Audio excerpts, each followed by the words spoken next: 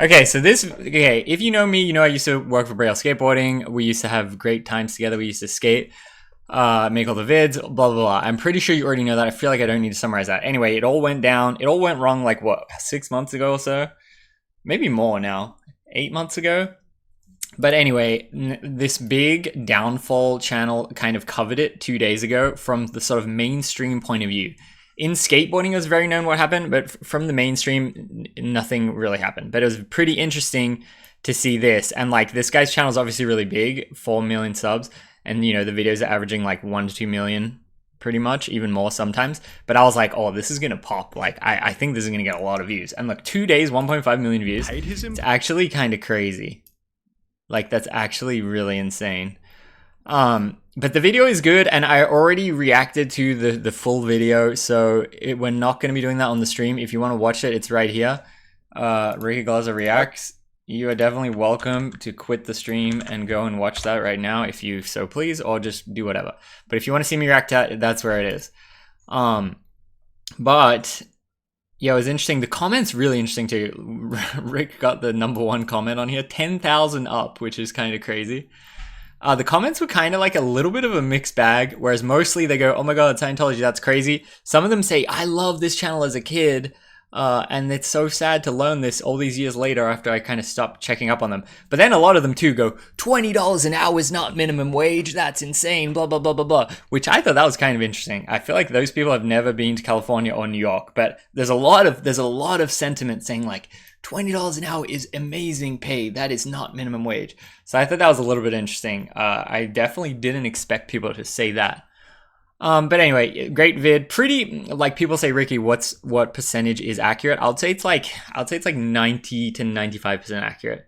There's no major deviation from the truth. But like, he did neglect some stuff, but I think fair enough. This guy has a little bit of like, not a bad rep, but a rep of just like embellishing the story to make a more compelling YouTube video rather than like really trying to hit on the facts. But yeah, I don't know. It was good. Anyway, $20 an hour equal 1 hour to afford a McDonald's meal, pretty much.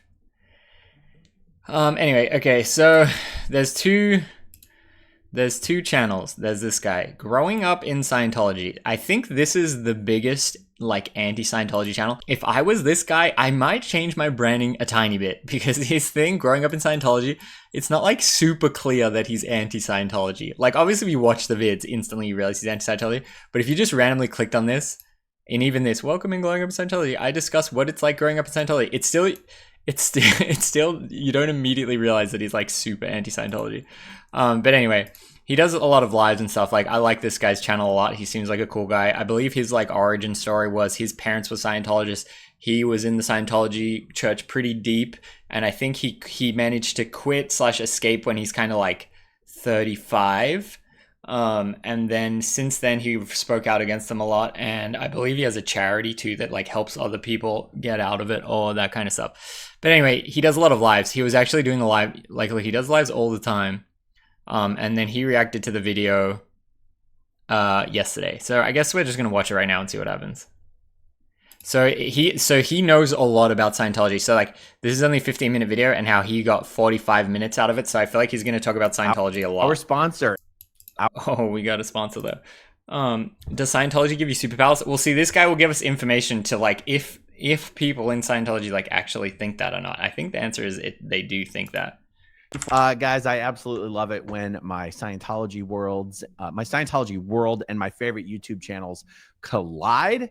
That happened yesterday with one of the channels I've been watching for years and years and years, a very large channel called Sunny V2. They have so I just about to say Braille for a second. Million subscribers. This channel is run by a guy from Australia named Lachlan Windross, and he's got a very unique style. Damn, I forgot about the name Lachlan. I feel like I never meet anyone called Lachlan in America, but I used to know heaps of Lachlans in Australia. But yeah, this guy is Australian. It's kind of cool. Yesterday, he did a video about Scientology and Aaron Cairo, and how Scientology basically destroyed Braille skateboarding. You can see in just one day, this video has over 1.1 million views. And I figured, you know what? Let's take a look at it. I've got some timestamps queued up. We're not going to watch the entire video, but the video itself is pretty short.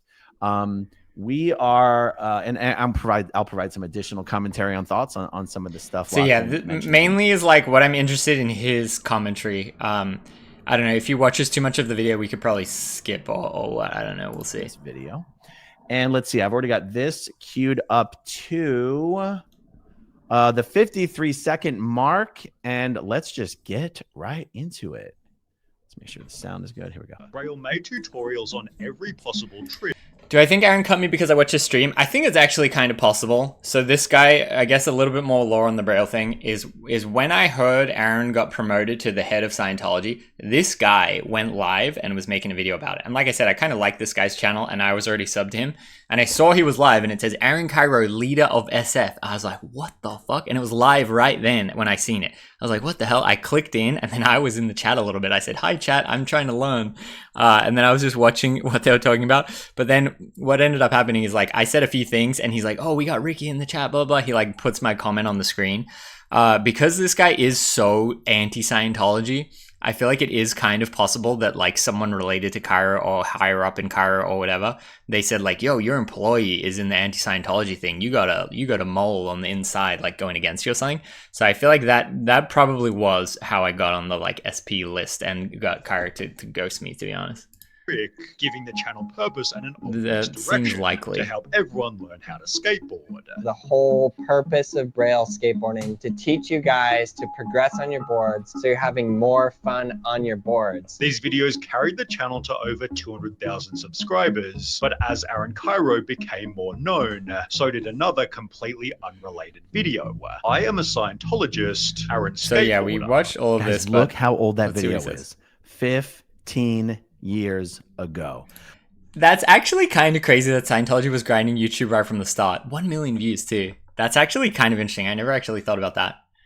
I guess Scientology's MO is just like get as many views as possible. So that's like, that is OG. Like I think I had my account around then too. 15. I think I have a video on my first YouTube account that's 17 years ago. I actually did not know that Aaron Cairo had been in Scientology for quite that long. And also, by the time Scientology's cutting a promo video like this with him, he'd been in Scientology for years by that point, is my guess. In just a minute, we're going to look at the list of his Scientology service completions, and we'll take a look at the earliest date. See, like, this is the type of shit I'm interested. Like, service completions. I barely know what that means, but I'm curious to see what he says. My name is Aaron. I'm a skateboarder, and I'm also a Scientologist. During a vulnerable period in Aaron's life, Scientology... So as well, like, that was, like, barely when Aaron... That was, like, super early Braille days, I think. So it's not like Aaron was a notable skater at all. So when he made this video, he's just kind of random dude. Personality test. And on my personality test, my You get communication louder. was really low. And then they suggested you should do a communication course. Aaron took the course and saw significant improvement. And it totally helped me communicate. It helped me a lot. And from that point forward, I just had this ability to communicate. It helped me a lot. Getting him hooked on the Church of Scientology. So then I did more courses from there and learned more. And He'd argue it helped him improve his skateboarding. the thing that happened before Scientology and after was See I his was reaction. learning tricks a lot easier. Damn. Things were just coming to me a lot easier with less effort. And that Scientology gave him his career, And now I built an entire career on communicating. yet all of his success could have easily been explained by simple repetition, practice, and week-on-week improvement.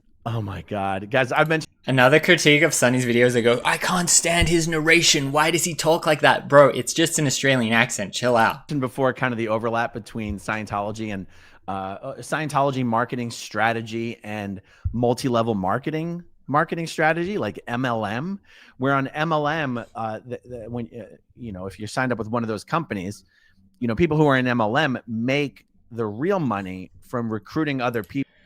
Raw Skateboards, I wonder if he had family influence to get him in. So, like, I'm generally just trying to give public information about Cairo and not be too much of a dick. Like I said, I feel like this whole situation is such a mess. I'm not trying to just be like a piece of shit. And the reason that I never sort of went too hard on this at the time is like I was just trying to navigate the tough situation myself and kind of like lay low. But now I feel like this is enough time that I'm comfortable to do shit like this. But the question was, did Aaron's family get him into Scientology? Definitely not. His parents We went to Montana on a skate trip, and I like met his parents and stuff. From my understanding, is they were not Scientologists at all. From my understanding, it didn't seem like them and Aaron were super close, and like maybe even some vibe of like, oh, you're over there doing your crazy stuff. Like, yeah, I don't know about all that, but I'm just gonna live my normal life. I feel it was a little bit of that kind of vibe. They were just super normal. Like they just lived in Montana, like living like a homesteading style life. People to join Discord, their MLM business as a distributor, and they do it by working on their story. Everyone in MLM has their story. Before I was taking these protein shakes, I was a total loser who couldn't hold down a job, and then I started taking Herbalife protein shakes, and my entire life turned around. That's basically how Scientologists describe absolutely anything. Like any Scientologist, when they finish a Scientology course, will tell you, before this course, my life was X. After this course, everything is totally different. The idea that anything in Scientology is going to help you learn skateboarding tricks faster is insane, even to a former Scientologist, or maybe even to a current Scientologist. And a skateboarder. Listen to that one more time. It just really cracked me up.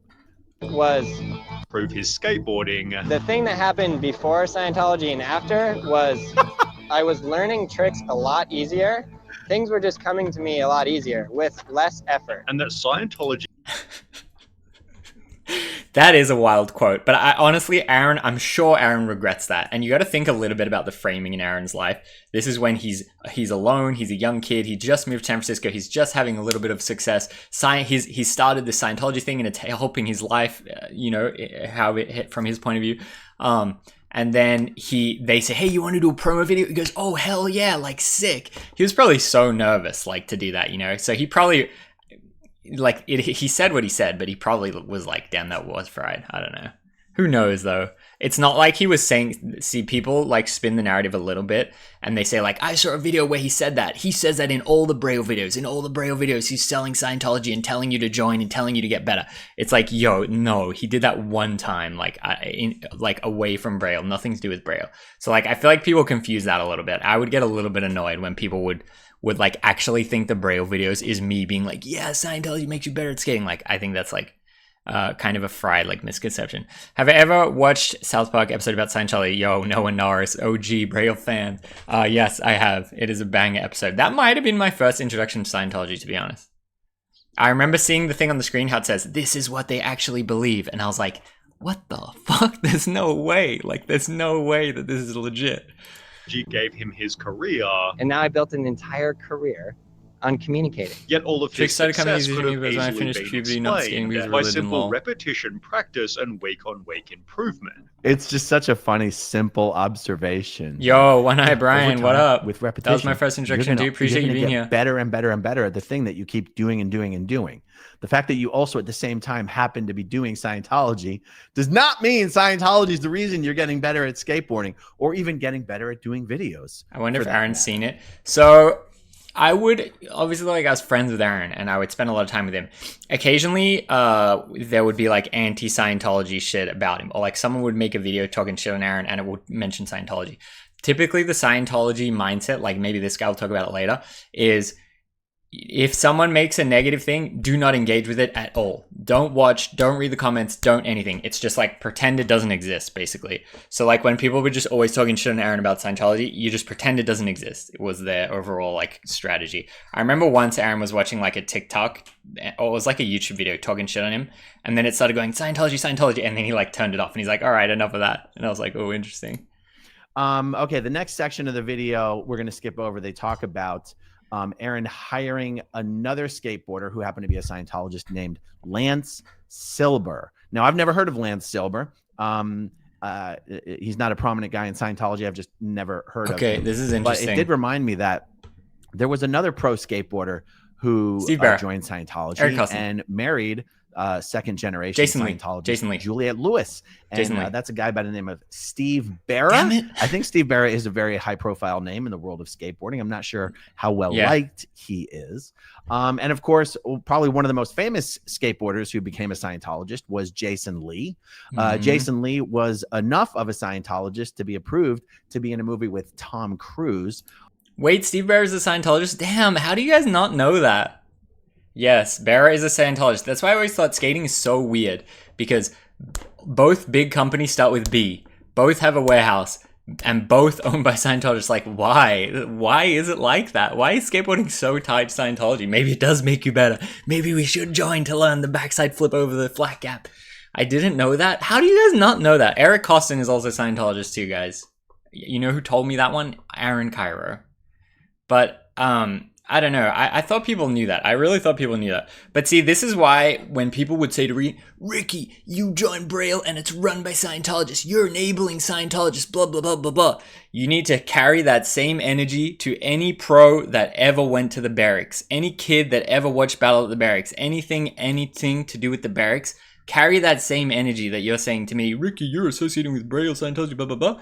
Carry that into the barracks too, you know? Because it's like... Dude, that's why I'm more open to like, yeah, whatever, like personal life, do whatever you want. Business, you have skate business, run it as skate business. If it's truly only skate business, that's great, I support. But if you're gonna merge your personal life with skate business, okay, hell yeah, that's fried. But if your skate business is here and your personal beliefs where you do whatever you want, you donate whatever you want, you fry your life in however way, I think as long as they're separate, it's okay. But obviously they didn't stay separate, and then it went like this. So I don't know. But to me, it surprises me so much that people don't know that. I literally thought everyone knows that. What was that? Was that No, it wasn't Magnolia. It was what was the wild one where they like lived in this dream world? I gotta look it up. Is Glow a Scientologist? Okay, can I get some chat interaction? If you think Glow is a Scientologist, type 1. If you think Glow is not a Scientologist, type anything else. Type anything else. Type 0 or anything else. What? 420.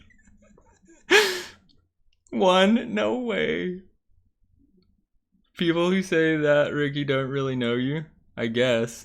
I got a scatter. Glowy's OT 8. 1.5.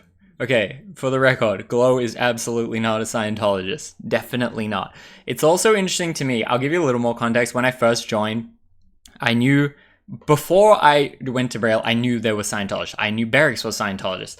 So like, some people say, oh my God, Ricky, you went there, then you realized it's Scientologist and it all turned shit. Not necessarily true, you know. I already knew, I kind of already made my decision. I said like, okay, as long as it's separate, that's fine. And I remember I had the meeting with Aaron and he goes, do you have any questions about Braille, blah, blah, blah. Like we went to dinner, like kind of right as I arrived there. And then they said, do you have any questions? And I go, my only one question is who is a Scientologist and who isn't? And he said, great question. And I said, is Gabe a Scientologist? And he goes, he kind of laughed and he said like, definitely not. And then that made me feel a bit better because I go, okay, Gabe and the other skaters are not Scientologists. Then Aaron is Scientologist and they're mingling together and everything's fine. If Aaron would have said to me, I'm a Scientologist, Gabe is a Scientologist, everyone's a Scientologist, then I would have been like, oh shit, this is kind of weird. I would have been way more like on edge, way more like walls up or whatever. But when he says, I'm Scientologist, skaters aren't, then it's like, okay, whatever, who cares, you know? Am I going to go ask everyone their religion at all times and then make decisions based on that? To me, it was more like, who cares? I'm more of the live and let live. People criticize me for that, but that is my stance. And that is why I joined Braille, you know? Chloe, is that right? Yeah, for the record, basically all the women in the videos are Aaron's Scientology friends. And that's why they're in the videos, is because they're connected through Scientology. And he goes, hey, I've got this other business. You want to help me out? And they go, oh, okay. So anyone you saw on the channel like that, Chloe, I don't like to name them though, but the other one that you maybe sometimes see, then the other Scientologist, the one Scientologist skater was Troy. Troy, he would take the photos back in the day. He was Scientologist. Then this guy, Lance, I guess I got super derailed. This is going to be a long video. I got super derailed, but this guy was just talking about Lance. Lance was Aaron's good friend in Scientology. And Aaron saying, oh shit, my channel's doing well. I'm actually making money. Will you help me with my channel? And then they had an agreement where he was helping him. And then he's like, yeah, I'm targeting beginners. You're a beginner. Why don't you learn to skate?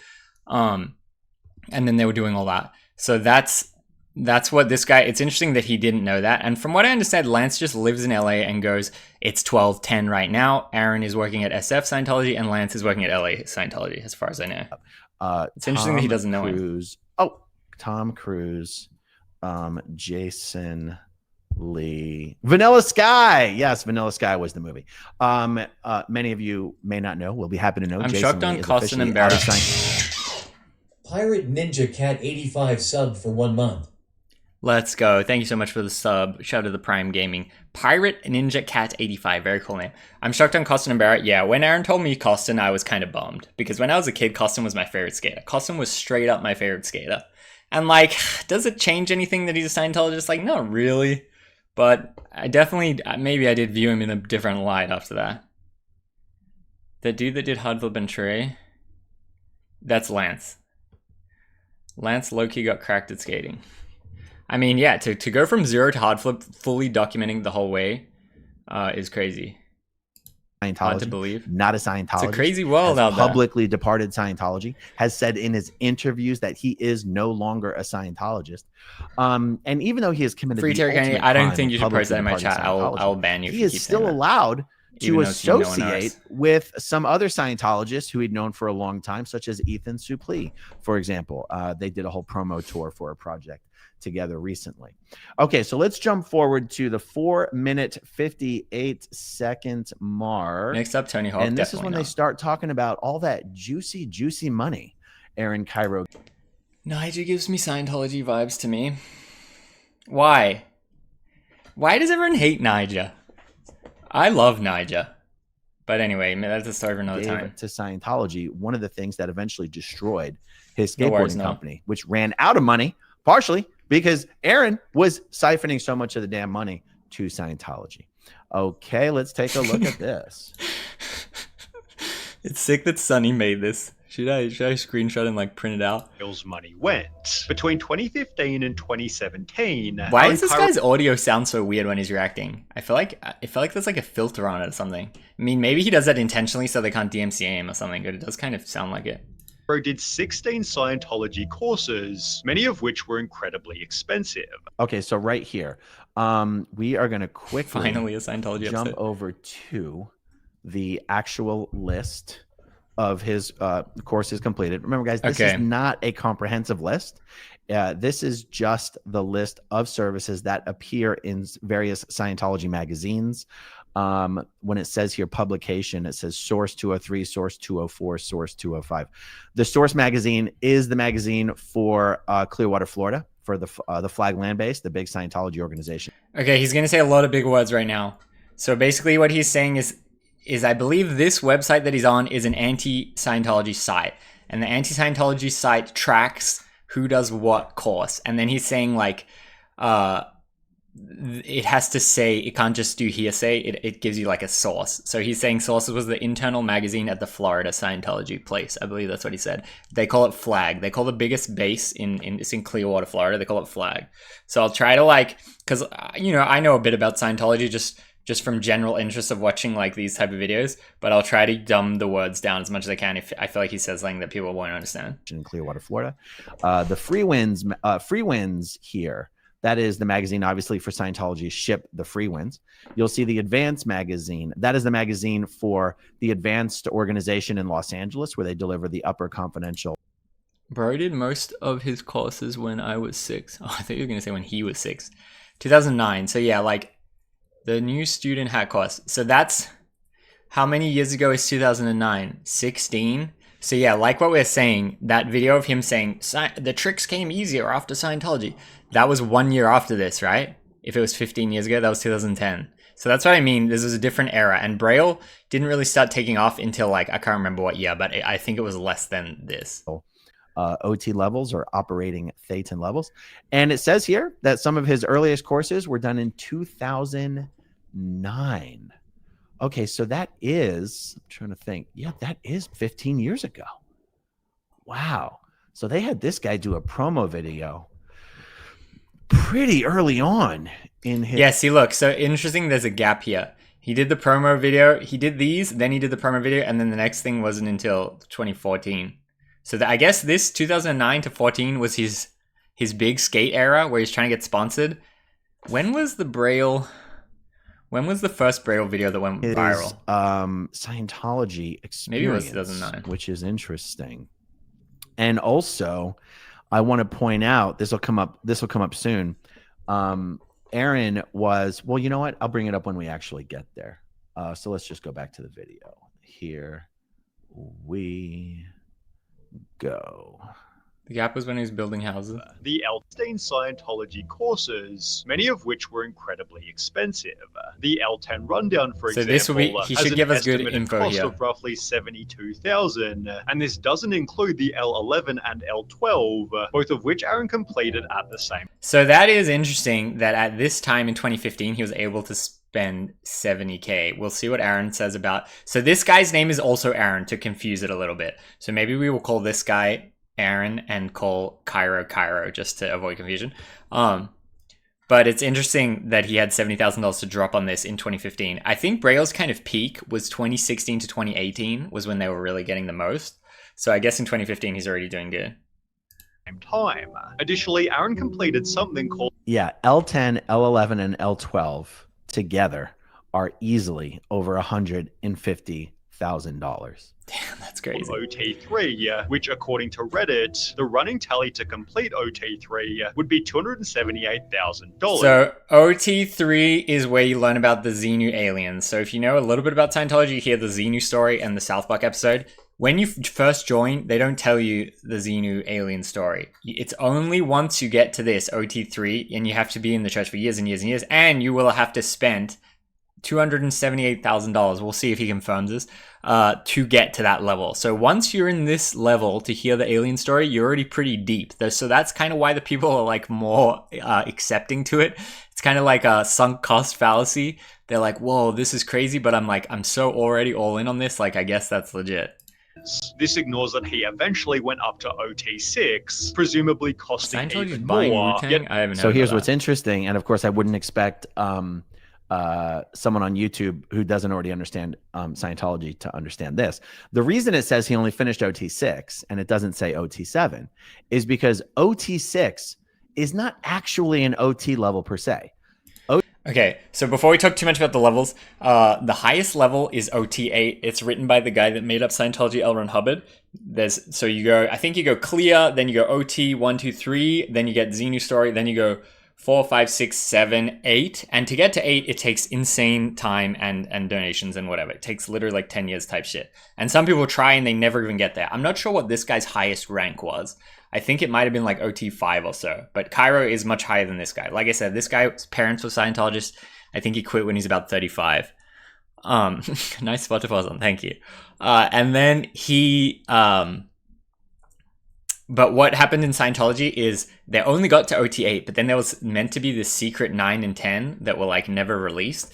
And I think the official Scientology statement is like 9 and 10 dropping soon. In order for us to drop 9 and 10, we have to get more people to become Scientologists type thing. That kind of, it's like a carrot in front of them. And they're saying, yeah, when that happens, that's when we can drop 9 and 10. So Cairo is currently number 8. And he's like, I can't wait. I gotta do good work to get, the new DLC, basically, yeah. It's like, it's in the works. He goes, we just need 1,000 players. We just need 2 million players to get it to unlock. It's kind of like that. So Cairo is trying to get it to unlock and then do 9 and 10. OT6 is just the But in course, reality, the 9 and 10 training don't course exist. that you do to teach you how to audit yourself on OT7. So that's why you'll see someone finish OT6 and they don't finish anything else for years, because OT7 takes anywhere from 2 to 10 years of auditing yourself every single day of your life, 6 times a day, telepathically, counseling, like telepathically talking to, counseling the sick alien souls that L. Ron Hubbard says are attached, stuck to your body. And that is what OT7 is. And what is auditing? So in Scientology, there's a lot of different things. You do these courses that you pay for to level up, right? Think of it as like, let's think of it as business school. Or let's think of it as like community college. You pay, maybe not community college. Let's think of it as like a martial arts dojo. You pay money to take the test to get to the high level, or to take the course to get to the high level. That's one way that you keep going up. But usually to go to the next level, they say, oh, you have to do 100 hours of auditing. And then what's auditing? Auditing is when you see the people, they're holding they call them the cans. You're holding that thing, and then you have the e-meter, and it's like got the electrical thing, and it's going like this. But basically what it is like a therapist is talking to you. So if he's the Scientology guy and he's auditing me, I will sit like this, and he'll say, has anyone in your life made you cry or whatever? And then I go, no. And then he goes, okay. And he goes, has anyone in your life talked bad about Scientology? I don't know. Obviously, I don't know exactly what they do in it, but it's kind of like this like sort of therapy session. And you have to pay a lot to do it. And I think to unlock the levels, you have to have done X amount of hours or whatever to unlock the next level. OT6 teaches you how to we'll do see what it. he says. So yes, OT3. But by the way, that figure, I think they said it would cost you to get up to OT3 maybe $282,000. That's an interesting figure because that figure is an estimate of all of the Scientology that you do to get up to OT3. Believe it or not. Yeah. So he's saying that number is counting buying the courses, doing the auditing, and maybe like donations or whatever as well. But I'm not 100% sure. I guess we'll see. He's very expressive face. It's an estimate of all of the Scientology that you do to get up to OT3. Believe it or not, OT3 itself is actually pretty cheap, Scientologically speaking. It's like $10,000, $15,000 at the most. But I'll tell you what is extremely, disgustingly expensive.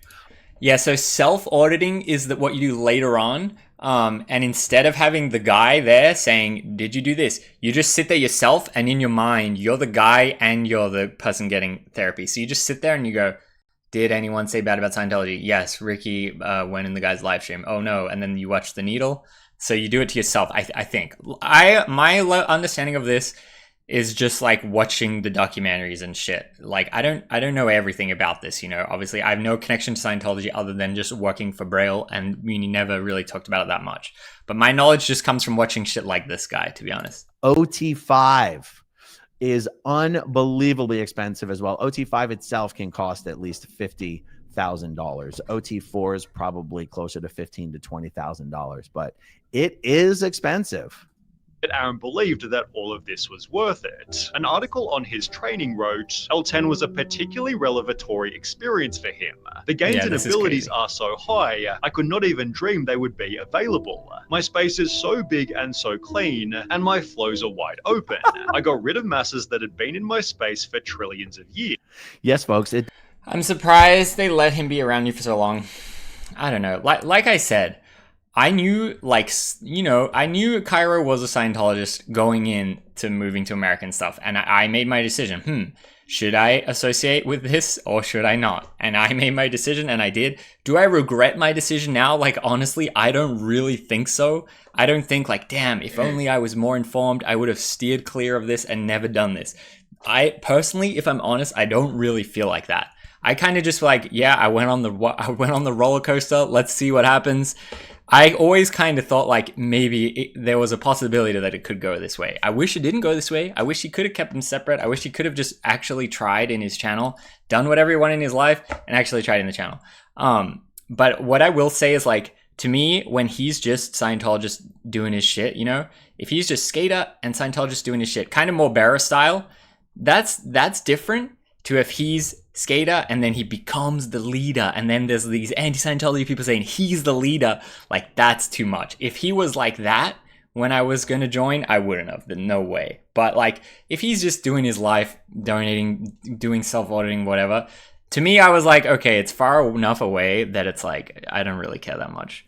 But if he's the leader, it's like, what the fuck? He can't be the fucking leader, bro. It does say trillions of years. It is so funny to see Scientology lingo just casually. Regardless of Scientology, share. I think Braille was net positive for me. Yeah, I mean, and I think Braille was positive for me too. Like, I think the people get the tone of these videos a little bit wrong and they go, Ricky's complaining, Ricky's whining, blah, blah, blah, blah, blah, blah. I don't know. To me, I feel like people are craving the information about this. I hold some of the information. I will give it to you. I feel like I'm pretty upfront and honest as much as I can be about all of this. And like, I would rather move forward. Like what I was saying is like, when this all happened, it hurt me, you know? Like, it was a tough time. I didn't want to do shit like this at the time. They say like in content, if you want to make content about like sensitive topics like this, you got to make it from scars and not wounds. If it's an open wound, it's all too fresh, like you can't do it. You gotta like let it heal and become a scar, and then you got a bit more distance and time, then you can make shit like this. But also the only reason I'm doing this is because Sunny V2 made the video. Like, if Sunny V2 didn't make the video, I'm good to just leave it. Like, let's leave it. But right now, there's a lot of attention on it. Whatever. I'll capitalize. I'll put the milk in the bag, bro. I'll milk the shit out of this while everyone's interested in it. Like, I don't know. That's just my mentality. On such a broad platform, it kind of like brings into focus Get it? how Thank crazy it is. Like, what a unique language L. Ron Hubbard has created for Scientologists, and it sounds so funny. The thing to is, hear they had these many words coming pedos out in of the Braille. mouth of- See, like, I don't know. I'm not here to talk about that. We're talking about Scientology, but that was also fully before my time, whatever. But I feel like that is kind of an, I don't know, dynamic situation or whatever as well. I feel like you got to do your own research on that, I guess. But that has nothing to do with me. That was before my time. I don't know. Of a non-Scientologist. But yes, it's not a typo. He did say trillions of years. And that is because, as you guys already know, because you watch this channel, Scientologists believe that we are spiritual beings who've been around for about 76 trillion years, and we live lifetime after lifetime, except we're currently trapped on this prison planet called Earth, and we're trapped in these bodies. Planet. And when this body dies, we're trapped doing manual pivots. Dang it. I'm in the jail and I got a manual pivot. Dang it. I'm trapped here. 1 trilly? I'm trapped here for the trilly, dog? Into a new baby body. It is wild. I know when you join like to be an employee, like they call it on staff or whatever, when you get a job at Scientology, you sign a thing that says contract 1 billion years. Sign it for 1 billion. Bro, what if you change your mind after 0.5 billion? I wonder what tricks they're doing in skate heaven. Yes, heaven is a half pipe. Anyone know that song? Body, and you live another lifetime, except you don't remember your previous lifetimes. You definitely breath of fresh air when you joined, bud. It was very much enjoy your content. Yeah, it was a fun ride. Lives implant station. It was a great ride. On the far side of the moon, or Mars, or Venus, or something like that. And the implant station is run by the alien psychiatrists that are basically the prison wardens for Earth, the prison planet. And so that's why Scientology is here, because only through Scientology can you become spiritually aware enough to skip the between lives implant station and jump into a new body with full and total recall of your previous life. But of course, that was only due to Scientology. And luckily, that means you can recall all your Scientology training. That means you retain all of the gains from your Scientology auditing, and you can come back your next lifetime just ready to hit the ground running, getting everyone else on planet Earth up to Scientology's highest levels, so that collectively, as beings on this planet, we can overthrow the evil alien psychiatrists that are keeping us trapped on this. I tell you what's crazy is like, if you 100% believe this shit, you are living the craziest sci-fi life. You don't need to play Elden Ring. You are absolutely living the crazy sci-fi life. Like, I mean, I guess that's why Scientology differs from everything else, you know, because if they truly believe all this, like, that's crazy. But it's also, there's like in Scientology, this guy's talked about before, there's like differing levels, right? If you just do the most basic levels of Scientology, it's like what Aaron says, how to communicate better, how to manage your life, how to structure your days. It actually is like genuinely base level, like self-improvement stuff that actually probably will help you. That's kind of how they build it up, is like the first low ones, it's like actually useful things that will help you. And then you say, oh shit, that did help me. I wonder what's going to help me next. I wonder what the next thing is. I wonder what the next thing is. And then that's where it starts to get crazy and crazy. But you don't get into the sci-fi DLC until you're already way too deep in. Like what I was saying, you're in that OT3. That's when you get the Xenu. You're already 200k plus deep and like many years deep. That's when you unlock the DLC. Whereas like at the start, you're just trying to better your life. I think what's really sad about stuff like this is like, you're going to prey on people that are like in a bad position in their life and they're actively trying to better themselves, you know? It's like that vibe of like, if you see an overweight person at the gym, it's like, bro, don't make fun of them. What are we talking about? Like, they're out there, they're trying to improve their life. Like, that's super noble and like commendable. It's like, you should respect that. But then here, it's like these people are like, damn, my life sucks. I'm looking for anything to improve it. And that's the people that they get in. It's like really brutal. Much like the Matrix movie, except instead of robots imprisoning the human population for energy, it is the evil alien psychiatrists that are imprisoning the population just to keep us here, because we're the troublemakers of the Galactic Confederacy. This is what Scientologists actually believe, folks. Don't blame me. The South Park quote. Yes, I truly uncovered my basic goodness and rightness as a being. But yeah, that's a He's crazy still having quote. daily cognitions. I never heard him say any shit like that. He never said anything that crazy to me. Definitely not. But see, like, I think this is an excerpt from like a Scientology like internal magazine. Directly related to L10 and his online Is traction. Aaron's wife also OT8? I'm not sure. Maybe he knows, and maybe there's public record where you could look it up. But she wasn't as high. But she was also in the church for a similar amount of time. Has seen a noticeable uptick, which, to be fair, was certainly true. The channel was gaining so many Deceptively views, honest. Thank and you so all much of for the the sub. members were 5 having months. Let's so go. much fun that the Why massive notification amounts didn't go. being spent on Scientology Appreciate you simply being here. weren't a major concern. They'd continue to ride different exotic skateboards and allow the audience to send in their own, resulting in some of the channel's highest viewed videos. The Lego skateboard gained 8 million views, the heaviest skateboards gained 11 million, whilst the glass board with glass wheels gained 28 million views. Wow. But the trend of wacky skateboards was slowly getting stale. Viewers knew what to expect in every single upload, and after over 200 episodes, each variation was becoming less interesting. To make matters worse, at around the same time, Lance announced that he'd be leaving, which added to the channel's slow viewership decline.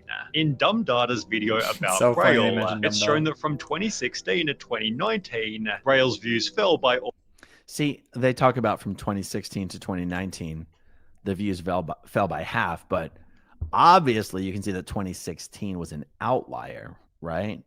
And that from what the hell happened in 2016? But from 2015 to 17 to 18, you actually still had a slight increase. I always say in all my reactions that this chart is misleading because this was the year when they made all the most bangery viral videos. Glass skateboard, heaviest skateboard, whatever.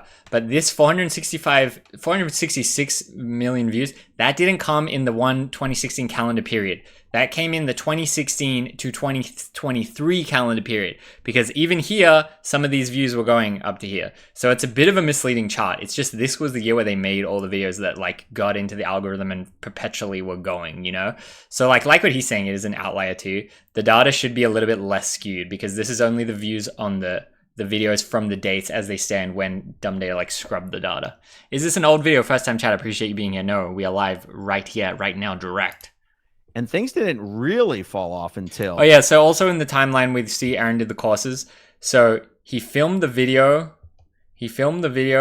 Saying he got better at skating 15 years ago, so 2010. So when he filmed that video, his YouTube channel only had 5 million views. I mean, only, yeah, maybe I shouldn't say only, but I feel like monetization on YouTube barely even started. I think it was 2009 when it started.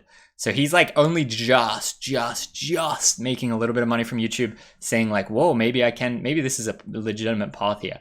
Then it wasn't until he did his big spender courses in 2014-15. So like this is where he's really making money. So I guess that's how he could spend the 70K course.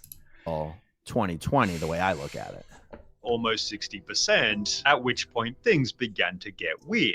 At this point, Aaron's involvement in Scientology wasn't super mainstream until an article was published titled "The Donors Keeping Scientology Afloat in 2019." See, now that's interesting, right? That was 5.5 years ago that Aaron Cairo was outed as a major Scientology donor. See, that's what I mean. I joined Braille in like 2020. So like I seen this, I saw this, I go, okay, whatever. I don't know. So what is that, 2019? So yeah, so here he's already made lots. In YouTube in general, if you take whatever this number of all these views are and times it by 5, you can work out how much money it is. So if let's just say this is like 1 billion views to this point, to go 1 billion divided by 1,000 times 5. So you make like $5 per 1,000, roughly. And you could even be conservative and do it as like $4 per 1,000. But 1 billion views, $4 per 1,000 is an insane amount of money. Almost 60%, at which point things began to get weird. At this point, Aaron's involvement in Scientology wasn't super mainstream until an article was published titled "The Donors Keeping Scientology Afloat in 2019." See, now that's interesting, right? That was 5.5 years ago that Aaron Cairo was outed as a major Scientology donor. And it's probably around that time. Like I was getting emails for a few years asking me to do videos about Aaron Cairo, but I'm like, I've never heard of the guy. Like, I don't know who he is. I was never in the skateboarding world. And even in the world of Scientology, Aaron Cairo just wasn't a big deal. Yes, he got an award for donating $1 million. There's a lot of Scientologists who've donated $1 million or more. That doesn't. Yeah, that's what I kind of felt and thought when I joined too. He's just random guy. He made a lot of money. He donated $1 million. Who cares, you know? How many successful people donate $1 million to their religion? Probably a lot. You know what I mean? I never thought that was too insane. But this guy's kind of right. He's like, yeah, whatever. He's just random Scientologist guy. Nothing special. Necessarily make you a big deal. But I thought it was just in preparing for this video and watching Sunny V2's video, I was surprised that it was literally almost 6 years ago that this was first reported on the Underground Bunker blog. With Aaron Koch titled "Women in Scientology Wasn't Super Mainstream" until an article was published titled "The Donors Keeping Scientology Afloat in 2019," with Aaron Cairo being pictured at the top. It explained that he'd earned what's called gold meritorious, given to people who donated more than $1 million to Scientology. Now, this is what I really wanted to explain. So this, let me turn the volume off on this for a second. This gold meritorious, donating insight. $1 million. The story of Aaron Cairo and all the money from the company that they dumped into Scientology is much, much bigger than that $1 million. Interesting. Because the award for gold meritorious is only for donating to the IAS, the International Association of Scientologists. That is Scientology's membership organization. That is, Scientologists consider the IAS, sometimes you'll hear them call it Scientology's war chest. If you asked a Scientologist, what exactly does the IAS do? They'd probably say, oh, the IAS funds planetary dissemination projects. They would probably tell you the IAS pays for Scientology's Super Bowl commercials. They would probably tell you the IAS buys and renovates some of the most important properties in Scientology, like the Oregon, New York City, or San Francisco, or Madrid. By the way, the IAS only paid for the Madrid org because Tom Cruise was dating Penelope Cruz at that time, and Penelope Cruz's family lived in Madrid, and Tom wanted to have a nice org to bring Penelope's family in. That's crazy. But in reality, the IAS doesn't do anything but build an org just for that and sit on hundreds of millions, if not billions of dollars. My point is this: that $1 million is just to the IAS. All of the money Aaron Cairo paid for Scientology auditing and courses is completely in addition to that $1 million. That is wild. All sorts of other little. What he's saying is this $1 million thing that is like confirmed that Cairo donated. He's saying that's separate to the course. So like he was saying, to get to OT3, you would have paid $270. He's saying that's separate from this $1 million. So I guess it's probably more like $2 million. Scientology fundraising schemes, like the Ideal Organization Project that we won't even get into for this thing, that has nothing to do with the IAS. Imagine $1 million skate park. This is the thing that is interesting too, is like, just because his business is making a lot of money, it doesn't mean he has to buy $1 million skate park. It doesn't mean he has to dump 100% of the money into the park. He has a successful business. He's definitely allowed to reap the fruits of his labor, you know what I mean? Even if there's people that are working there getting paid not as much, I think it's totally fine for him to do whatever he thinks is right. And then if the people feel like they're being paid unfairly, they can quit or demand raises or whatever. I think that's all relatively fine. The sentiment is a little bit interesting where they go, he should give it all back to the skating. It's like he can take his money and buy a house and do whatever, go on holiday. Like, I think that's fine. Has nothing to do with paying for Scientology auditing and courses. I wouldn't be surprised if by the time Aaron was given the gold, I'm just saying there, I feel it. If he had actually spent closer to $2 million in total on Scientology. Damn, I guessed right. Okay. Into Scientology. On a podcast, Aaron tried to play this down. Don't you need to give? It's so funny that this guy, like super expert Scientologist guy, is reacting to Jeff. I find that so funny. Church a certain amount of money each year. Okay, this is why I kind of love all the editing that Sunny V2 does. He's actually juxtaposing this interview that we're about to watch here or see a clip from was like literally 6 months ago. Right. And yet the award that Aaron got was 6 years ago. One of the interesting questions to Aaron might be, by the time Braille was going, Jeff asked good questions. Yeah, I mean, but that's who Jeff is. People say Jeff is like a dick or whatever. Sometimes they go, oh yeah, I hate his attitude, blah blah. That's who Jeff is. He goes, he goes, Howard, do you have to pay? And he's like, why do people think it's a cult? Like, I really respect how he like followed up, because, you know, maybe I'm too polite. I'm not going to ask Aaron harsh questions on a podcast or whatever. But Jeff is just like, no, that actually was a bullshit answer. Like, try again. Going out of business, going bankrupt, going broke. And Aaron was going to beg for $200,000 on YouTube of donations to Braille. An interesting question would have been, you know, 6 years ago, you got an award for having donated a cumulative amount of $1 million to the IAS. How much more money have you donated to the IAS over the past? So like, 6? Obviously Jeff is never going to ask that, but I think maybe that's why Cairo did this interview with Lamont and Jeff. I feel like maybe he thought it would be kind of like a softball interview sort of, whereas if someone was really against him, like some, like, you know, Gifted Hater or someone that's really critical, they would do a research, they would do all these hard hitting questions, whereas I feel like Cairo might have just thought like Jeff and Lamont would be kind of just easy to, you know, he's got all these communication skills, he can just kind of navigate it relatively easily. How much more money? Honestly, the comments on my React video are pretty interesting. They say, like, a lot of people say, Rick's defending Cairo, Rick's got the blinders on, blah, blah, blah. But what I say too is, like, not everything in life is just black and white. You know what I mean? It's easy to view things from the outside like that, but I don't think that's the reality. Situations are dynamic, you know? And I'm definitely trying to get a wide perspective and, like, really view everything in order. Bet he didn't wash his hands? Come on, dog. To the IS over the past 6 years? I bet the answer would have been a hell of a lot of money. All right, let's Here And to play this down, donated more than $1 million to Scientology. On a podcast, Aaron tried to play this down. don't you need to give the church a certain amount of money each year to be a part, or No, you don't have to give them any money? no. Courses cost a fee. See, if Jeff phrased that in a slightly more knowledgeable way of Scientology, he could have got a different answer. But because he kind of said it sort of vague, that's why he gets this vague response. So the communication shit. course that I did was $100, and the books are like range from $25 to like $30. But his extensive Oh, hell no. We're not going to let him get away with that. Let's break this down. Now, by the way, He was still your friend at the end of the day. All your feelings and opinions are valid. Thanks for sharing and being real with us. Yes, that's what I'm trying to do, is just be authentic, give you my information. Like I say, I'm not trying to mislead or change narrative or anything. I have extra information. You guys are hungry for information. It's trending right now. Let's put that milk in the bag, boys.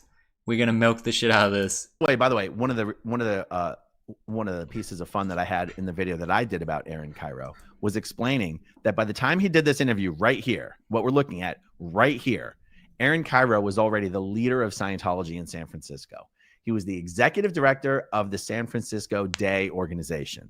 And here he is acting like, honestly, acting like he's still a public Scientologist. And by the way, what you're looking at here is So the definitions is public Scientologist is like what I said, random dude that works and donates and goes and just takes courses, tries to better their life. That's public Scientologist. Next one is they call it staff. And staff is people that actually work for Scientology. I think they're getting a salary, like a really low amount paid per hour or whatever, but they actually work there. Most of the people at Braille were like on staff the whole time that I was there, like the people that worked for Scientology through Braille.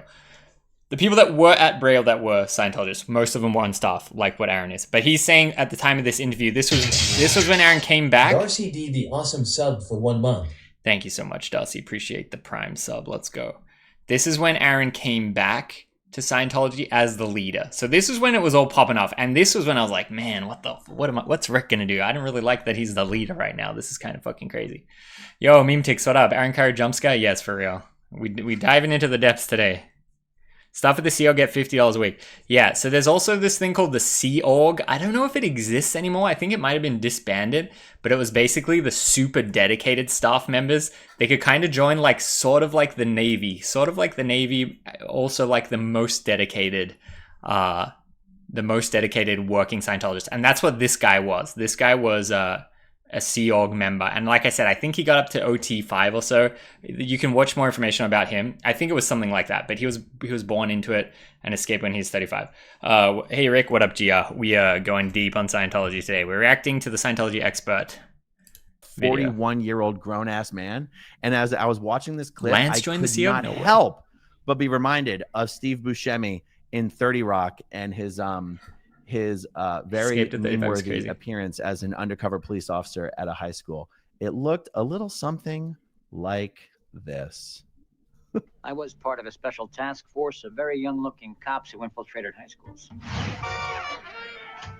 How do you do, fellow kids? What? Music band. Steve Buscemi right there might as well be Aaron Cairo.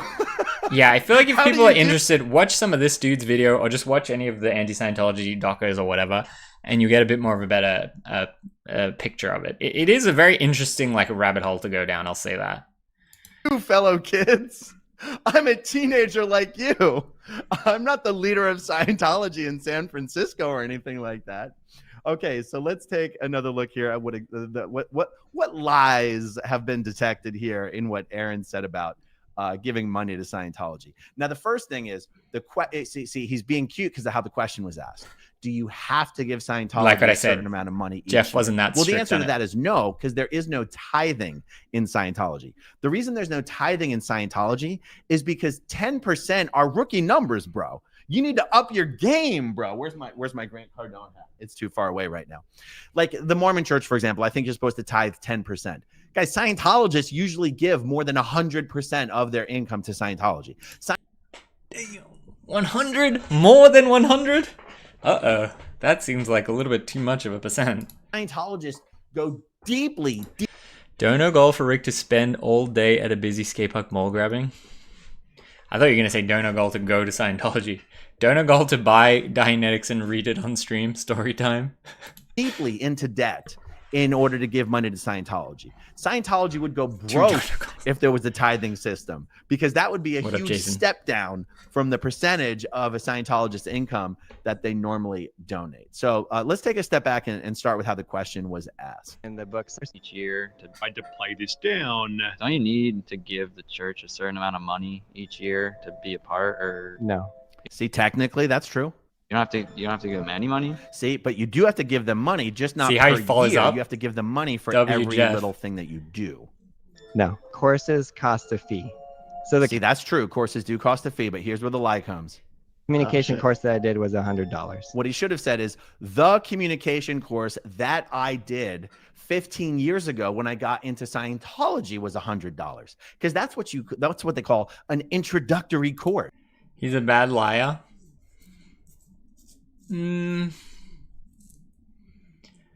I feel like Cairo is like pretty competent and capable in general. But this, if we just play it from his point of view, he's in a hard situation here because he has to argue. This guy covered this interview. Another funny face. This guy covered the interview when that came out. And he said if he was a Scientologist watching Cairo talk about Scientology in this way, he would be bummed. Because he's saying he's kind of like downplaying Scientology. And if you're a practicing Scientologist and you watch this, you'd be like, what the fuck? This guy's kind of like not promoting Scientology. Like, shouldn't he be promoting it? So Cairo, like, he's really in a rock and a hard place in this thing. Because Skate World wants him to say Scientology's terrible. And then Scientology World goes, oh yeah, well, he can't say it's too terrible because we love it. So he should be saying that at the very least it's like neutral or whatever. So it's very interesting. The Success Through Communication course, and it is more than $100. But the regular communication course that you do in Scientology, the professional TR's course, is $2,500. But Aaron Cairo's not going to tell you that. Yeah, I mean, to me, that's more respectable too. Is if he just says, "I am a Scientologist," like deal with it. It is what it is. That's kind of more what he said to me, honestly, in private. You know, he's like, "You want to ask me any questions? You can ask me." Blah blah blah. He's like, "Yes, I am a Scientologist. Yes, I work for the church." Blah blah blah. You know what I mean? That kind of honesty is a bit more respectable than this kind of like weaselly whatever.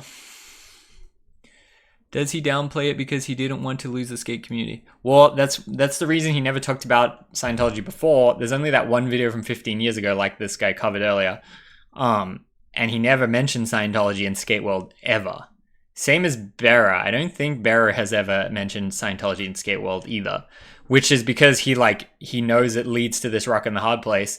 And then the reason that he did this interview was kind of like out of desperation because all the shit was coming out that he's like the SF leader, executive, whatever.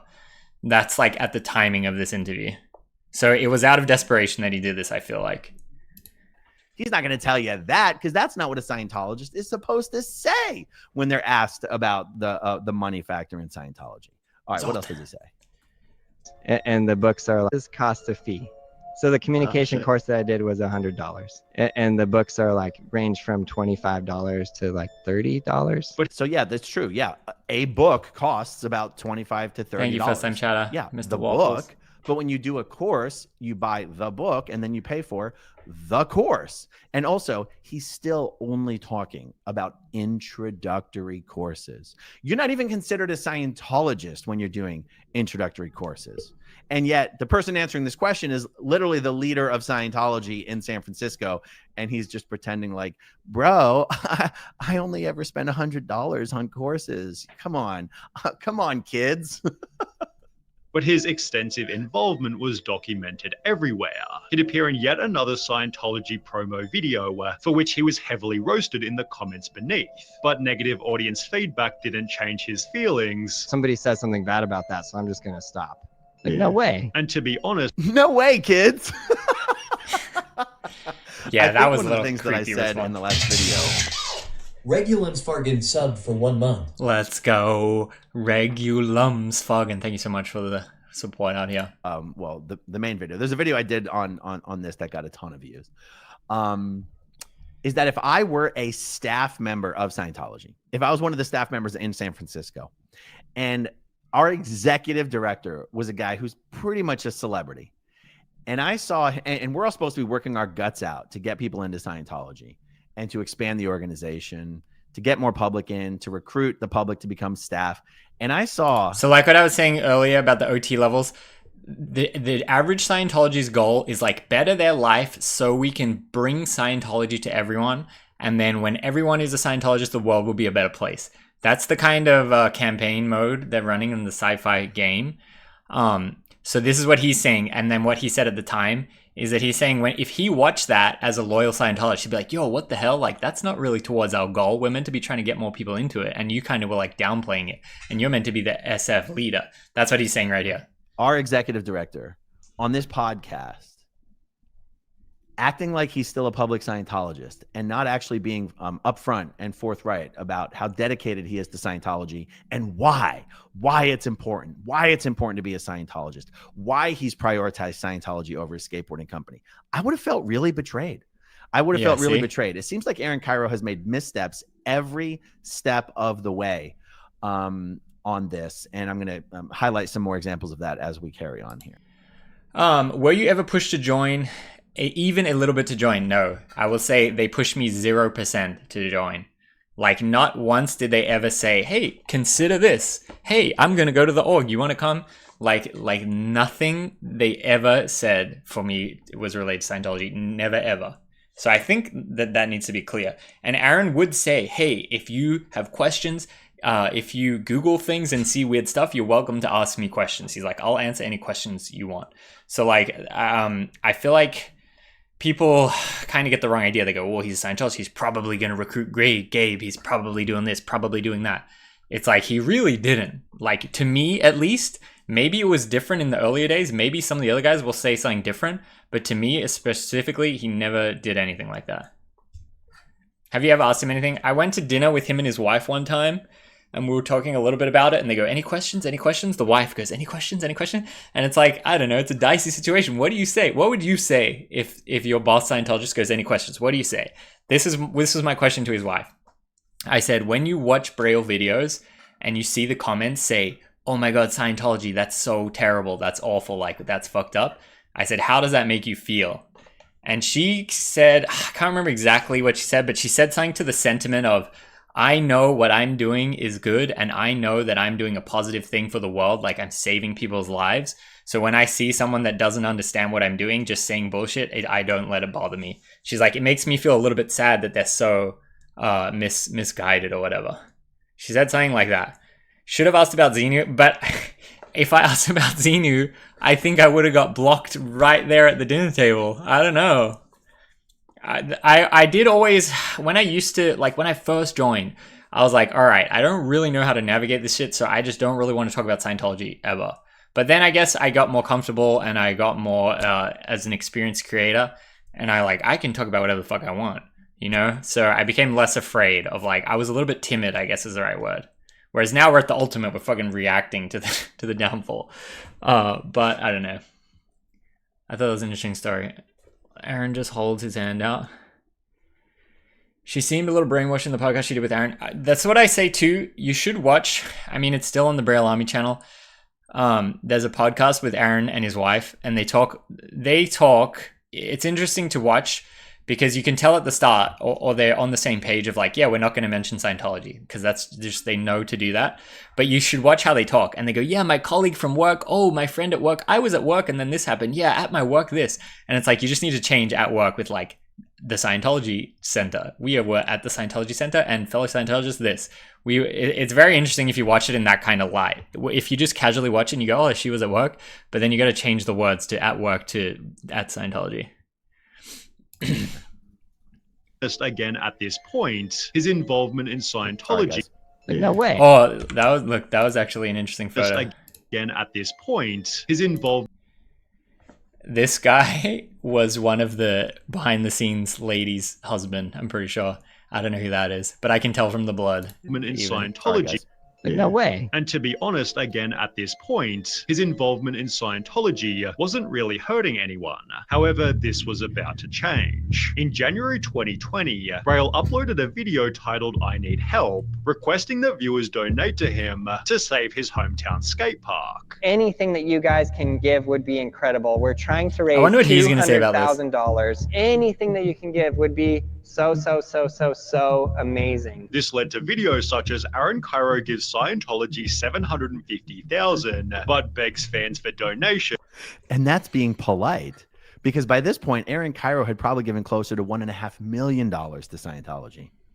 Whilst people on Reddit wrote, maybe just funnel the massive donations made to Scientology rather than using your viewer base. But see, I always thought this was a bad criticism, because let's say Tony Hawk's Skate Park Project. If Tony Hawk's Skate Park Project has a fundraiser, are people going to say, Tony Hawk has a net worth of $100 million and now he's begging money for this random skate park?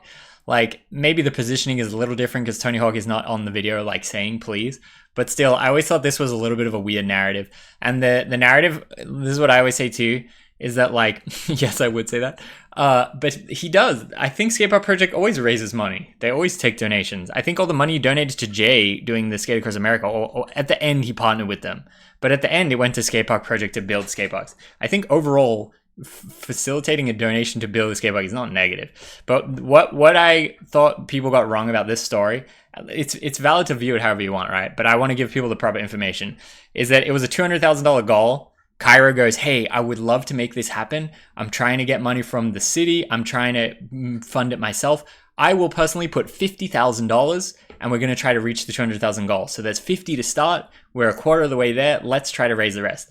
Like when you position it like that, it's a little bit different to just saying he went on and begged to build a skate park for his friends at his hometown. It's not really what he did. Like, would I have done it like this? Like, definitely not. But still at the same time, people kind of like, they kind of like took the clickbaity title and just sort of like ran with it a little bit. But I don't know. This, I think it got, because people would say shit like this to me when I work for Braille and be like, well, you don't really have the right information.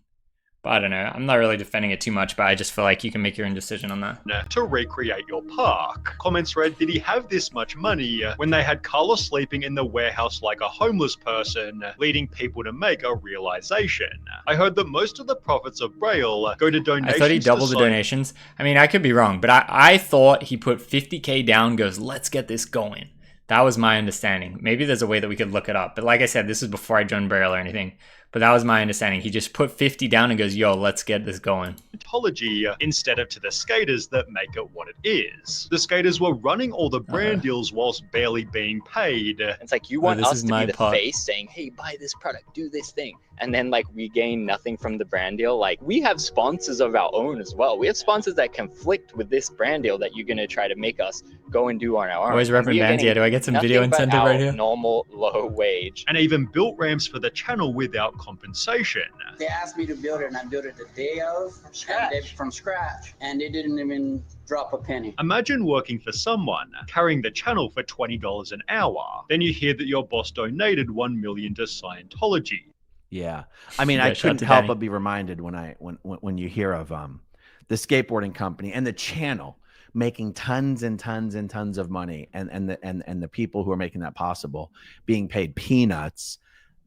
That's how it works in Scientology. And now it doesn't seem like Aaron ever tried to turn Braille skateboarding into one of these Scientology companies that runs on Scientology policy and statistics and conditions formulas and all that kind of stuff. But it certainly seems like he tried to implement Scientology style finance policy, whether the people who worked there knew it or not. I mean, they asked one of the guys in the video who had been doing most of the work how many raises he had gotten while working there, and the guy said over 10 years, one raise. It's like, wow. It does show you, though, that the people who were working for the channel and working at Braille were doing it because of how much they loved it, and that Aaron Cairo was basically taking advantage of that, which honestly is exactly what Scientology does to its workers. Okay, let's fast forward. All right, I'll answer a few questions because there's a lot going on right now. I just want to let him finish his sentiment. There's this thing with Danny was a little bit out of context too. This is what I said in my original reaction. Where's it show the vert ramp? They didn't even drop a penny. Imagine working even going. So what Danny was talking about there, I think he was talking about building the rail for the Brisk. Building the roll-ins for the Brisk video, which was the big sponsored video that was getting like 6-figure sponsorship deal. He wasn't talking about building the vert ramp. Although Danny did build this vert ramp. It was Danny and 2 other employees. But I wouldn't say that Aaron like super exploited Danny in this specific scenario. I feel like Danny might agree a little bit because JD joins Braille, right? Danny's I love Danny. Danny's the best dude, right? But he would say to Aaron, the day one that JD joined, he goes, Aaron, build a vert ramp. We got to build a vert ramp. It's going to be sick. We got to build a vert ramp, build a vert. And like, Aaron was like, whoa, like, let's just chill. Like, JD just joined. Like, we're not going to build a vert ramp. Like, chill out. But Danny, like, he's persistent. He goes, no, I'll do everything. I'll facilitate everything. I'll figure it all out. Like, we can definitely do it. We can do it. And he kind of wore down Aaron. And then what ended up happening is, I believe it was Danny, and then they hired 2 like laborers, like one like legendary SF vert skatery type dude was the guy that did all the plans and everything. And then there was like a helper. And then Braille, aka Aaron, paid them like an hourly thing or whatever for doing the labor. Then Aaron bought all the materials, and Danny, I guess, was kind of just like overseeing it sort of.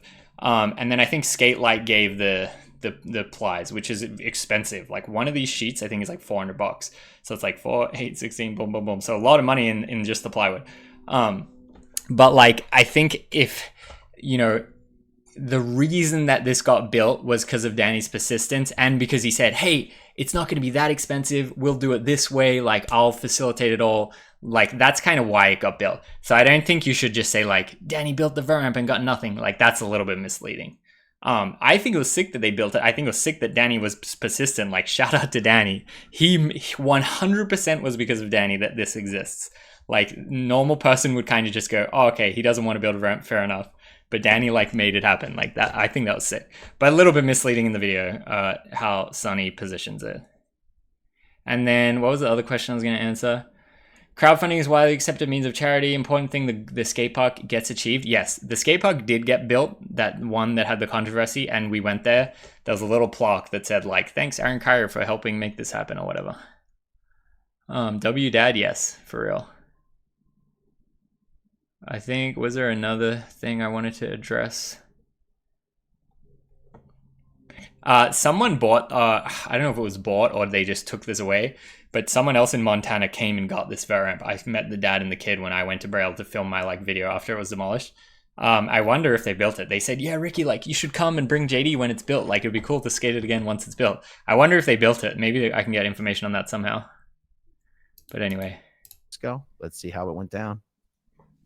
The leader for Scientology, Aaron Cairo, joined staff at a point where the staff basically, I didn't realize JD's dad built the vert ramp. A little bit in the video, to the point where the staff basically talk about Danny is JD's dad.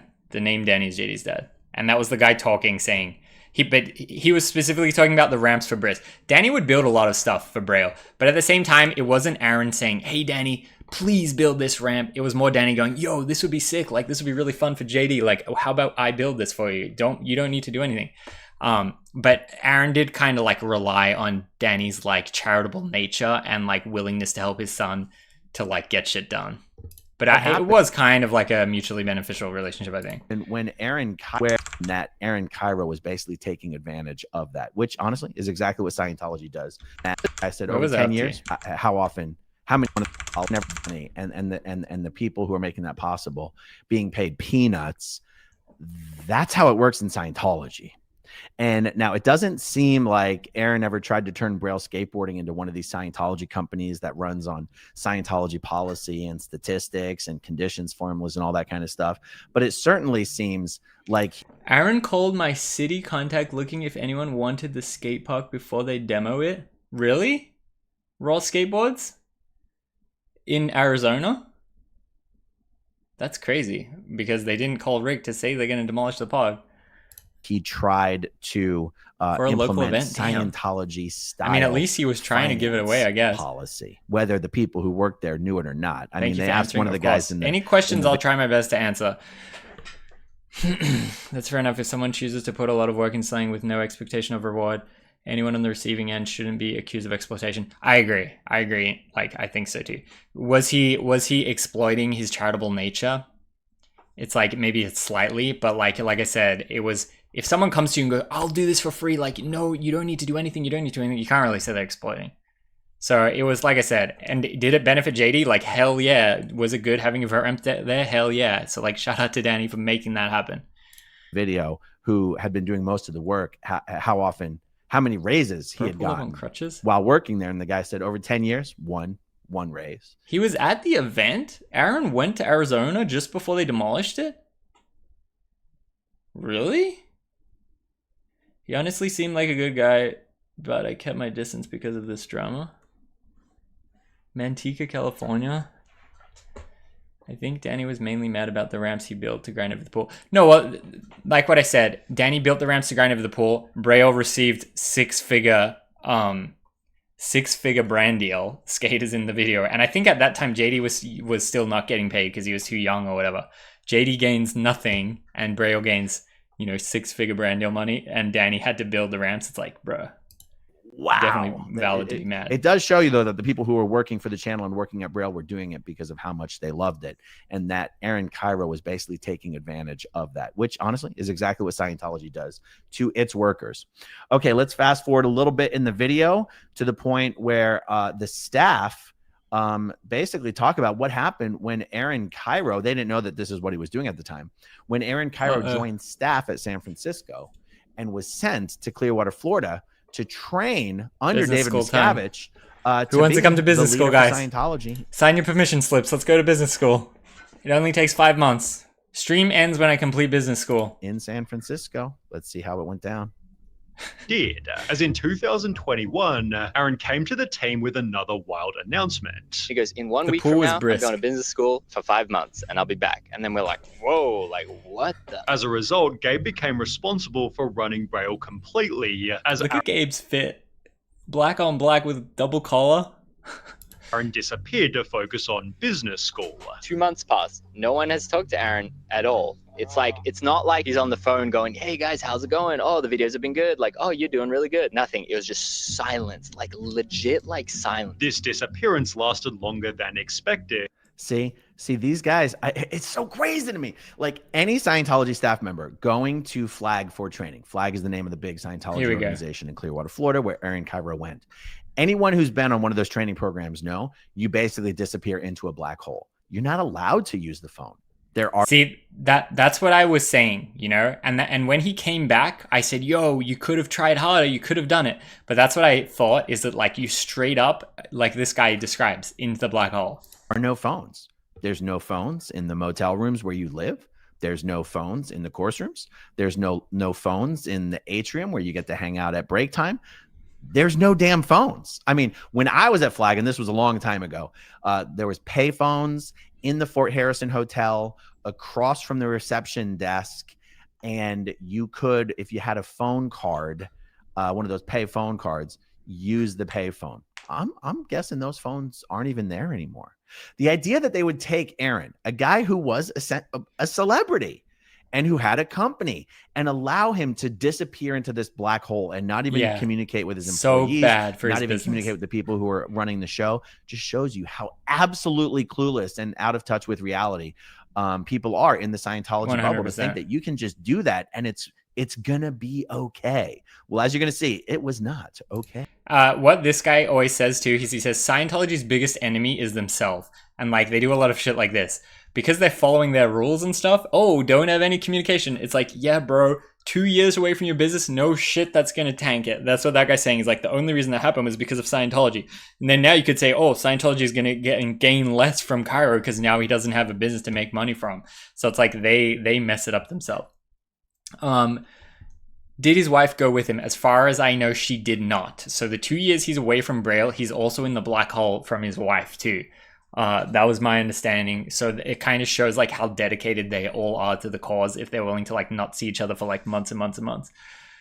Check the Wikipedia article, free wind ship where they all do high level courses. Apparently it's full of asbestos, but since Hubbard doesn't think asbestos is bad, they're cool with it. Really? It's all in Clearwater, Florida, where the business school takes place. That's where like the sort of the like main headquarters of Scientology is.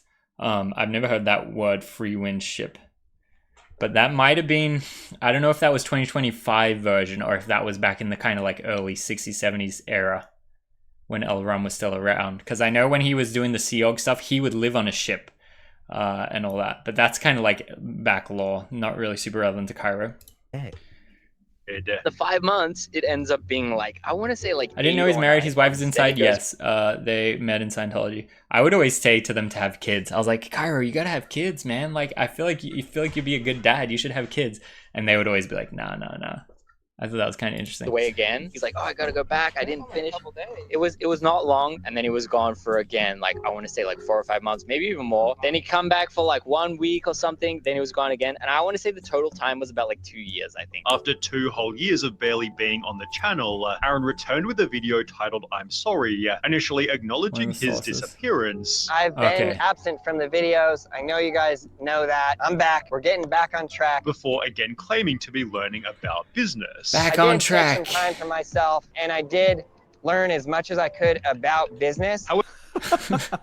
Aaron Cairo, I think the IRS would like to have a chat with you. Aaron Cairo goes off to 2 years to train on Scientology courses, and he's calling it basically going to business school. I thought it was supposed to be scripture. I thought you were studying religious scripture, Aaron Cairo, not business school. Now, of course, a Scientologist understands that, you know, calling Scientology policy scripture is really just wink, wink, a little trick we're playing on the courts and the IRS and all that kind of stuff. But it's crazy to see him actually try. See, again, it's one of these things. Like I said, if I was a Scientology staff member in San Francisco and I saw our executive director sort of downplaying, soft selling, distancing himself from what his real role in Scientology is, I'd be offended. I got to tell you, a Scientologist seeing Aaron Cairo, a celebrity, trying to basically use a euphemism for what he did in Scientology, being like, I learned about business. Again, it's actually offensive. And it is interesting that Aaron's allowed to describe it that way, because another Scientologist might actually get in trouble for trying to describe it that tax deductible. I wonder, maybe, like probably, because like, is it considered education or is it considered donating? I think it would be considered education, so probably is tax deductible. But I don't know that. I don't know if we'll ever get that answer. Wasn't the I'm Sorry video like 2 years before he became the leader? I think the I'm Sorry video dropped after his like 7-month gap. And then I think he left again. And then I'm Sorry Part 2 dropped when he became the leader. I'm pretty sure there was another one literally called I'm Sorry Again. Or it was called like... I think it wasn't called I'm Sorry. It was called like Let's Get Back or like something. I'm pretty sure he did drop a Part 2 though. Or like, I'm going back to the roots. You know, say, I'm taking the channel back to the roots. Conveniently, upon his return, another video was gaining some traction. Aaron Cairo is the new leader of Scientology in San Francisco. Whose video is that? Aaron had Yeah, joined you got the shout Scientology's out. executive team, as the time he'd supposedly spent in business school was actually him just completing more Scientology coursework. This, in combination with his absence, We like the fit. It's a nice suit, huh? Skinny tie. What do we think? Skinny tie or thick tie? put immense pressure on everyone else at Braille. And I'm sorry for being gone for so long. I know it's really hard on my team here. So much so that they Mowgli. all began to quit. He emerged as the leader of Scientology SF. In that time, this guy started quitting. Mowgli, Uzi, JD. And then when Gabe was the final straw. As mentioned, this included Rick lost Gabe, to leave, who huh? at this point No, was Glow completely was. running everything. For the past 7 years, I've been doing all the behind-the-scenes stuff for the main Braille YouTube channel. Comments read, well, there goes the guy that's been carrying this channel for years. Honestly, Gabe was running the channel. Gabe was doing like literally 99.9% of the Nah, channel. I messed up. Wasn't Aaron I'm to sorry, take- part 2. I messed up was blocking Rick my response basically. I can look on the channel and try to find I'm sorry, part 2 if you guys really want. Maybe we'll let it ride. Over, who by this point seemed to be completely clueless. Now we no longer have Gabe to plan, film, and make all those videos. The content is definitely going to be changing. And what you're going to get, I actually have Back no to the idea. roots. But it's going to go back to the roots of this Mhm. company, teaching tutorials. Yes, we are going to make weird boards, weird videos. This was far from an innovative strategy. Guys, how about the irony of Aaron Cairo taking 2 years off to go full-time study Scientology? I'm really sorry. I'm extremely sorry. business That would have been a school, good shout out. and the result Poetic. is that his business got destroyed. Like, and then I guess Scientology's courses Yeah, I think it was named The Future of Braille Skateboarding or something. Yes, that's the sentiment I was thinking too, something like that.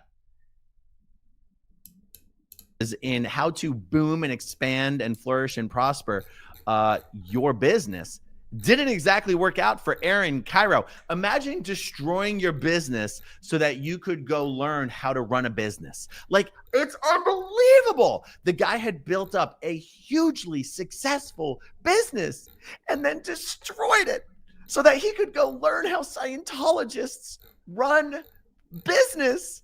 Now, the thing is, Scientology's business strategies not only completely destroyed Aaron Cairo's business, they haven't actually been that successful for Scientology either.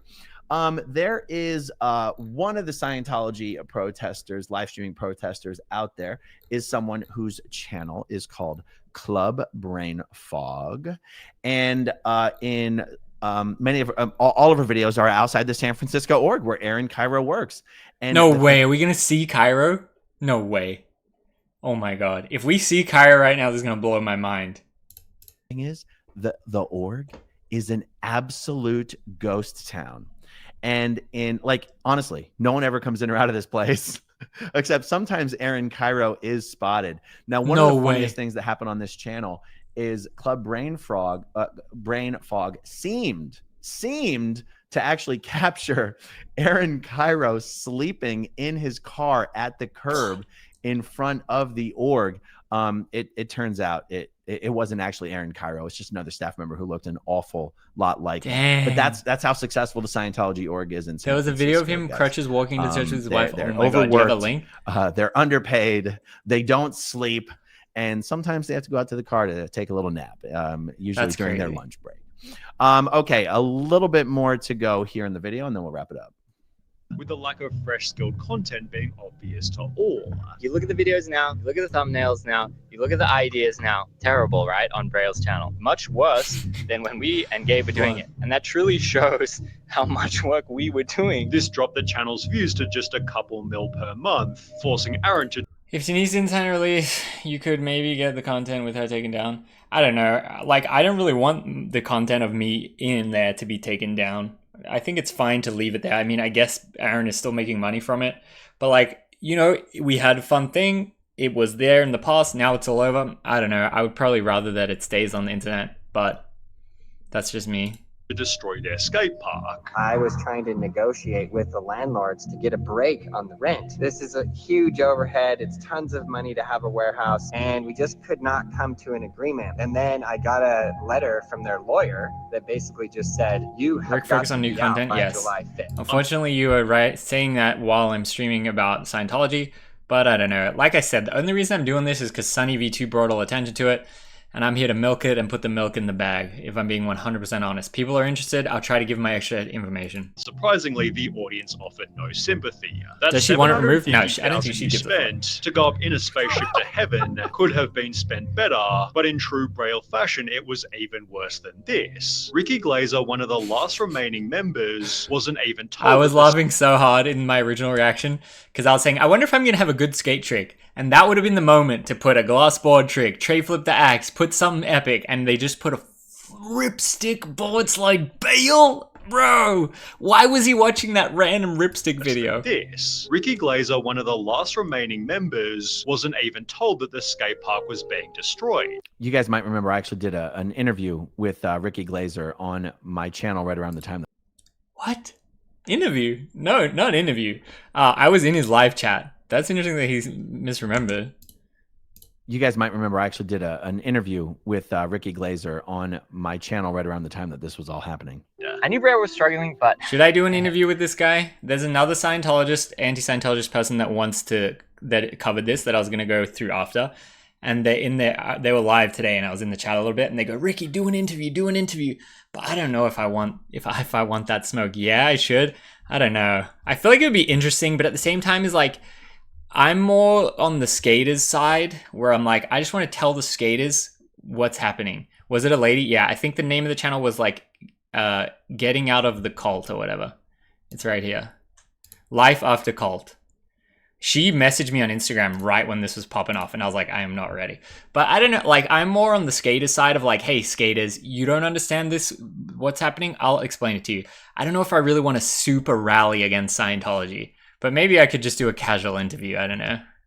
Get the views, content. It would be interesting, but at the same time, it's like, I feel like Aaron and I, we have this nice, okay, we're separate. No one's tried to strike each other's channels. No one's tried to sue anyone. Everything's been fine. I don't want to like rock the boat too much. That was my original thoughts at the start.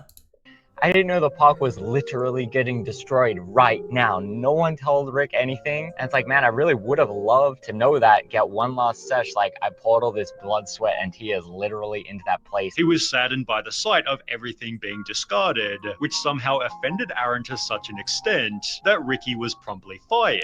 Braille Skateboarding and Aaron Cairo both blocked me, Ricky Glaser, I wonder if he'll... on Instagram. So, like I said, saying that I was fired is misleading because I was ghosted and not fired. I wonder if he knows that. Nigel decided to leave himself. I will no longer be at Braille doing videos. Won't be doing lessons with them anymore, obviously, because there is no location. Pissed off by Braille's blatant lack of care. No goodbye session. Good you 1982. Are you for Scientology or not for it? I am not for it. But we're exploring what happened with Braille and the leader was Scientologist. Rick is absolutely not Scientologist, but this guy is past Scientologist and giving us insider information on what Scientologists think. So that's what this live stream is. No, nothing. 10 years of your life. I haven't even gotten like a thank you for all of the years of dedicating myself to the channel. Aaron responded with a video of his own, claiming he tried to save the skate park. You guys must know that I did everything I could to save the Braille house. I literally took Rick out is a loan neutral. I don't think I'm neutral, but I'm just like, I mean, I definitely would, if I had a kid and they say, hey, Ricky, I'm thinking about joining Scientology, I'll say, absolutely fucking no, you are not. Absolutely not. You know, that's my stance. If Gabe said, hey, I'm thinking of joining, I'll say, bro, do not do this. Please do not. But at the same time, do I want to destroy Aaron Cairo's life? Do I hate anyone that's a Scientologist? It's like, I don't know. I'm live and let live, you know? To me, it's important in life that you can make good decisions and you can make bad decisions. It's on you to sleep in the bed that you make, you know? That's my official stance, I guess. Your kid would call you Ricky? My child is going to call you Ricky? That's what you call me out? Yes, they'll say Ricky. What do you say? Daddy. Hey, Daddy, I joined Scientology. I go, oh no, no you do not. my house. But with over 50,000 dislikes, it seems he missed the point completely. Aaron, Seems no one is reasonable. worried about the warehouse. They're worried about the crew you ghosted. Womp womp, you screwed the crew, Womp and that's who womp. we cared about. Warehouse He's legit gone. more Womp upset womp. about what he Ricky's did to locker. Ricky with his shit in the locker, trashed on the ground. Womp womp. Lucky I didn't have anything valuable in there. building Womp than womp. what he did to all of the people that made it what it was. Yeah. Without a skate park or skate crew, the state of Braille is worse than ever. Aaron recently uploaded a video titled "Thank You," just reading positive comments from 1 year prior, seemingly Ricky's to fair in convince his himself. take. You should see the comments on some of the React vids. They really say, Ricky is a simp for Scientology, blah, blah, blah. But this is the thing. Like I said, I knew all this shit before I joined. If I really hated Scientology, I wouldn't have joined. Like, if I was really on the anti-Scientology campaign, if I was really on the, like, do not associate at all, I never would have joined. I never would have watched Barracks. I never would have watched Battle at the Barracks, because that's inadvertently supporting Steve Barra, which is a Scientologist also. You know what I mean? Rick is live and let live. But some people really don't like that. That's what would be interesting, the dynamic if I did talk to this anti-Scientology channel lady or this guy, Aaron. Like, I like what they're doing. I think it's cool. I think they have a foundation that's called SPTV or SP Foundation, where they help people who are like trying to get out of the church, get their life on track, and they like they give them like financial aid and stuff like that. I think that's sick. But am I gonna join that? Am I gonna like dedicate my life to doing that? It's like, I don't know. I think I'm in my happy skate world. I'm trying to just skate, you know, and I'm just trying to like give people information about the skate from the skater's perspective, really. Why do you say Rick so often when you mean yourself? Mike, shout to Scientology, let's go. Yeah, Mike, we are here. We've been reacting to this guy. We got another one to react to. Why do I say Rick? I feel like sometimes when you are talking about you as a creator, it makes more sense to be in third person. I feel like I can convey the information better, but some people, they do not like that. And they comment on Rick's page and they comment negative things to Rick. I think it's funny. I think who gives a fuck? If I talk in third person and it upsets you, who fucking cares is my official stance. To keep uploading Just say videos. I continue going because of comments like this. I absolutely love this. Braille's viewership has fallen. This is meant to be roughly entertainment at the 5K end of the per day. Upload. Every comment section is filled with negativity, which Aaron tries his hardest to defend himself against. It seems like not only did Scientology's business practices fail Aaron, Cairo, and Braille, but so did Scientology's practices on just funny run how exactly. to treat people in general. You know, like he seemed totally unable to recognize the fact that the outrage in the community wasn't because they lost a warehouse. It was because of how he screwed over and disregarded the people who had made the success of the company possible the whole time, especially the time when Aaron was off doing his special Scientology training under David Miscavige. Really remarkable. It shows, like, you know, Scientology policy, like the fact that Scientology and its quote unquote business practices and business policies destroyed Braille skateboarding, destroyed any goodwill that Aaron, Cairo, and his brand had, and has also honestly destroyed the San Francisco, Oregon Scientology as a whole. Is whoa, what? Really? I mean, is he going to say by the negative sentiment towards it? I mean, Scientology is destroying yourself, like he always says. I don't know. Maybe we should just call it instructive. Okay, let's look at some of the starred comments. And then this stream is going to redirect to the stream that Natalie Webster and Jenna Miscavige are currently doing on Natalie's channel.